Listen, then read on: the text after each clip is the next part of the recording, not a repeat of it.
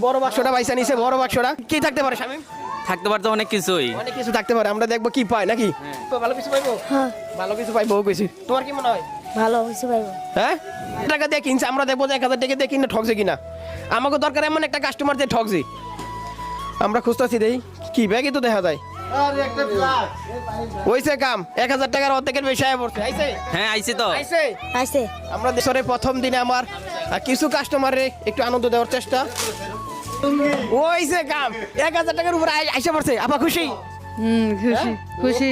আপনার কাছে মনে হয় না কত টাকার মাল আছে? বেশি আছে। 1000 টাকার বেশি আছে। হ্যাঁ ওনার কত হলো 1000 টাকার বেশি আছে, কিন্তু কত টাকা বেশি আছে ওনার ধারণা নাই। এটা বছরের প্রথম দিন আমাদের আবার সূর্য উঠছে আকাশে, তাই না? সবচেয়ে